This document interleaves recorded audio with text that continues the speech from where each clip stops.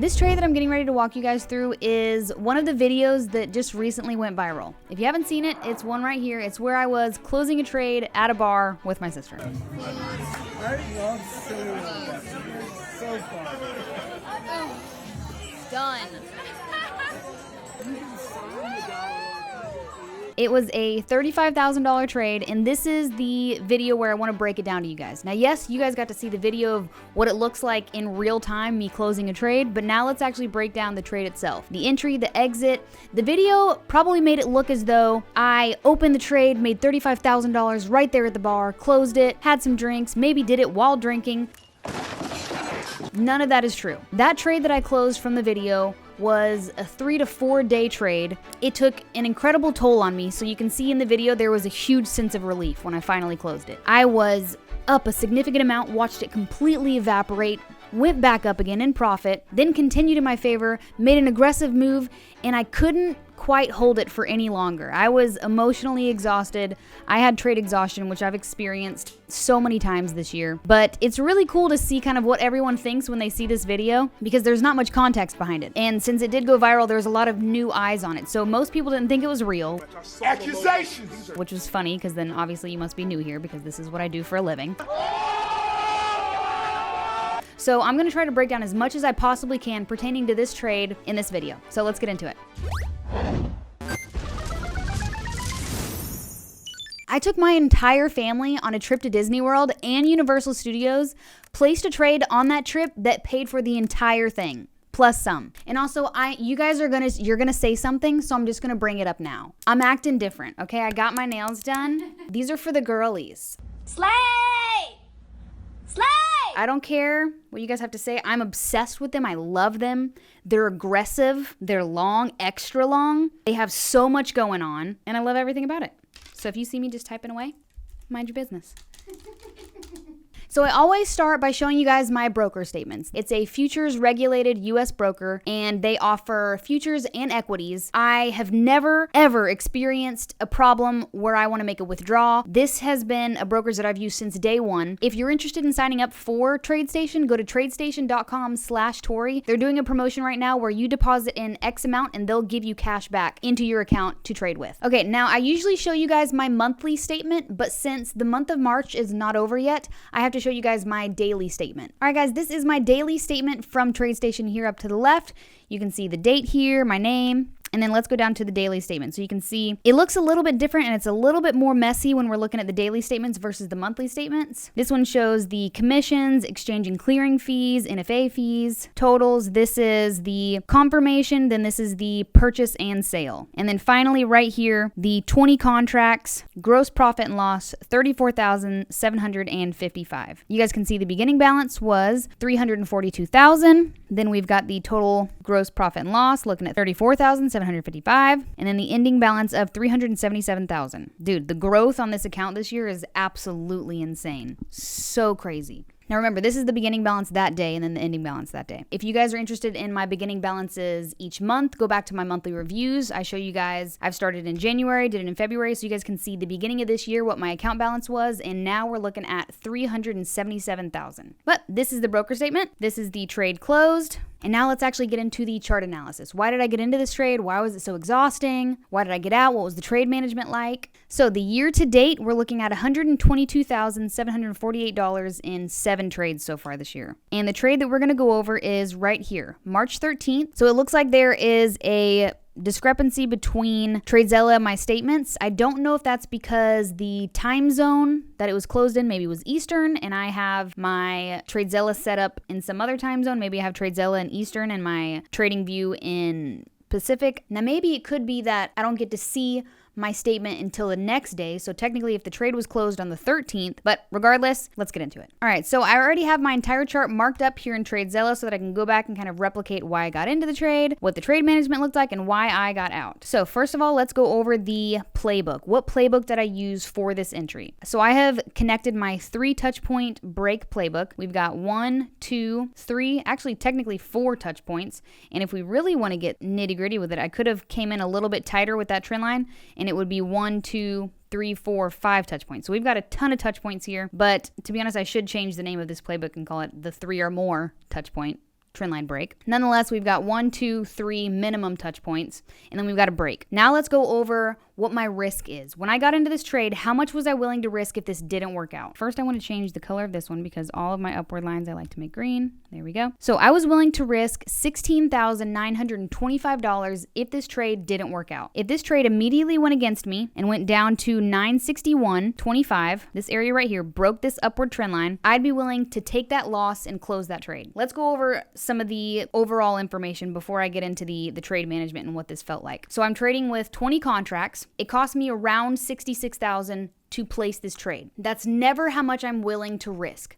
So I always talk about this idea of, think of it like you were purchasing a house or a car or a watch. You still have the item. It's just a matter of how valuable that item still is when you go to sell it. If you've purchased a vintage car and it becomes really popular, now it's very sought after and there's not many out there, you have now made money. You still have the car, so the initial investment's still there. It's just depending on if the market is looking for it or not. So if the price is higher or lower than what you originally bought it for. So yes, this position cost me $66,000. That's never how much I'm willing to risk. So just remember, I'm trading 20 contracts here. So you can always kind of help to put that into perspective. If you were trading with half the amount, it would cost you only $33,000. So just kind of do the math here on if you want to make this more tangible or more relatable to how much you would have actually made or how many contracts you would have actually placed. So I just like to use that analogy when I know a lot of people always ask, they're thinking that is how much I'm willing to risk if this trade doesn't work out. That's never how much I'm willing to risk. How much I was willing to risk was right here,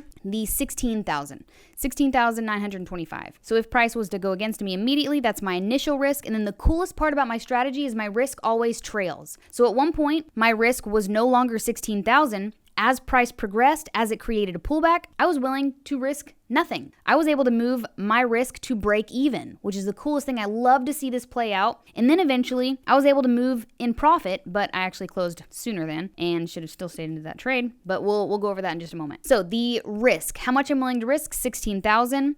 My realized R multiple was 2.05 R. I have shown you guys the cost of the trade. I have shown you guys the risk of the trade, why I got in, but now let's go through this is my favorite part and is the most satisfying, is to be able to check off these boxes for my trade playbook, making sure I followed all of my rules, and this does abide by all of my market conditions, my entry criteria, and my exit criteria. So let's go to my playbook here. Okay, here is my 3 touch point trend line break. Now we have realized together that this was a more than 3 touch point trend line break, and I may need to change the name of this to the 3 or more, the 3+ or the +3 touch point break. But let's start with the market conditions. Were market conditions trending at the time of entry? When I placed this trade, we were in a downward trend. We had 1, 2, 3, 4, 5 touch points of a downward trend, so we can go ahead and check this box off. Beautiful. Now, the next thing is the entry criteria. So first entry criteria is, does the trend line have 3 touch points? Yeah, we actually can say this has more. This has 1, 2, 3, 4, 5 touch points. So we're gonna go ahead and check this box off. Beautiful. And now, was this a low risk setup? This I'm actually not able to check off. This was a higher risk setup. I was willing to risk almost $17,000, $16,900. So this was on the higher risk side. This is something I can recommend to you guys, but I don't follow it anymore. So it's more of a do as I say, not as I do. When I am presented with a high risk opportunity, there's things that I can do to mitigate or lower my risk. I don't opt for that anymore. I have a bigger account size that I'm trading with now. I have 10 years of trading experience. I'm able to withstand these higher risk trades, these bigger swings of profit and loss, being up, being down. But now I will say, as far as my recommendation goes, when you're presented with a high risk setup, ask yourself these 2 things first before actually taking the trade. So the first thing that I do is, if I'm presented with a high risk setup, and what does that mean? If we look in parentheses, that means the price is close to the safety line. If you guys have done any of my trading strategy breakdown videos, I did a trendline trading masterclass video on YouTube. If you haven't watched it, watch it right over here. You can access that. It's under 17 minutes. Anybody can get the idea or the gist of the strategy in under 17 minutes, and you can even watch it in 2 times speed and really get it. But if you're ever presented with a high risk trade, that's just how far away the price is when it broke your action line from your safety line. The first thing you can do is always reduce your position size. I'm trading with 20 contracts. I very well could have came in with only 10 contracts and completely cut my risk in half. That's the first option. Second option is, can you come in with a steeper upward trend line? I'm only working with 2 candles when the price broke, so there is no pullback. So I couldn't come in with a steeper trend line. But always try to opt for reducing your position size when you are presented with a high risk trade. But since I took this high risk trade, I cannot check off this second box here. So I actually took a higher risk trade. But now let's go over the last entry criteria. Did this trend line have over a week's worth of data? So when we're looking at the first touch point, we're looking at February 12th all the way to entry March 11th. So we've almost got a month's worth of data. So absolutely plenty of data here. So we're looking at more than 3 touch points. We're looking at way more than a week's worth of data. So a lot of weight behind this move or this trade here. Felt almost A+. If I had reduced my position size to low risk, this would have checked all of my boxes and would have been an A+ setup. But I cannot check off the low risk setup, so we're gonna go over here and select the over a week's worth of data. Let's go over the trade management. What did this trade look like? What did it feel like? And I will be able to show you guys when we scroll down here to the running profit and loss. This was a roller coaster. You can see this truly looks like a literal roller coaster. We're looking at the chart, the graph here, that looks like a really fun roller coaster. Now, was it fun for me? No, not at all. I got to watch this trade go into profit, $24,000, and then watch it completely evaporate to zero, to nothing. Well, we'll call it $1,000. But to watch all of that go away, it's the craziest feeling. So I want to touch a little bit on psychology before we continue the trade management and the exit criteria and walk you guys through what something like this does to you and how it could influence your trading decisions in the future and what you need to do to not let something like this affect you. When you're in a trade and you're up a decent amount, we'll call it 10,000, 5,000, 1,000, whatever it is in conjunction to your capital that is a significant amount. And then to watch that start disappearing. You're never going to be satisfied with anything but that high that you had then. And what you likely will do when presented with a situation like this or a trade like this is where a lot of traders will just give it back. They'll continue to give back their profits over and over and over again because they're never satisfied with that high that they had or the highest amount they were making in that specific trade. And that's the coolest part about this strategy is that there are so many times where I give up that most amount that I was up because I'm not trying to catch highs and lows. When I'm trading my strategy, I'm just trying to catch the movement in between, the meat in between. And I think that's how it's helped my psychology is I'm never trying to catch highs and lows. Sure, there are sometimes I will catch it just simply by closing at a support or resistance area, but I'm never trying to capitalize on highs and lows and I'm never trying to predict them. So I think that's what's helped me psychologically when I see numbers like that and where I'm up, a big amount or a large amount, and then to watch it disappear.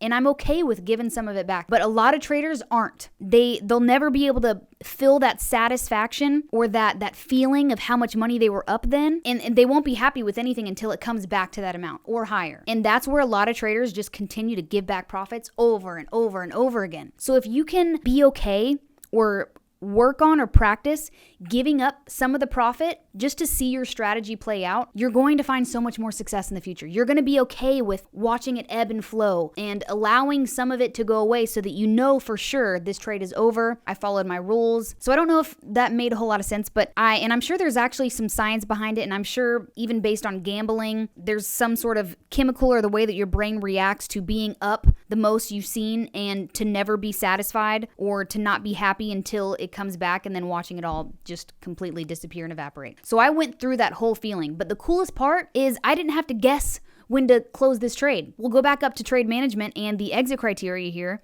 and you guys can see that even though I had to give it all back, if this trade wouldn't have worked out and it would have crossed my safety line, this trade just wasn't for me. I would have had to see myself up 23,000 and then close at break even because I simply followed my rules. And this is something that I could be presented with many times over. So I got to experience that. Don't get me wrong, it's exhausting. Regardless if you have it mastered or not, it's exhausting. So just start getting comfortable with being okay with taking less than your highest amount you were up. But just make sure it's according to the strategy, according to your rules. But this scenario, I followed my rules. I got very close to having to close that trade. We were looking at just only $1,000, $1,300, $1,000, almost had to close that break even, and then to see it come all the way back up and then plus some. So this is a scenario where that trader that happened to just hang on and not be satisfied with anything less than 23,000 would have made money in this scenario. But the panic and the despair that they would have had to watch it all go away probably would have scarred them or sent them. And who knows, maybe they would have closed when it got closer to that 1,000 because they just didn't want to see it now go negative. So it's just, there's a lot that comes with trading. I mean, really in general. I mean, you've just got to have a handle on your emotions. You've got to be able to work through these, to work through this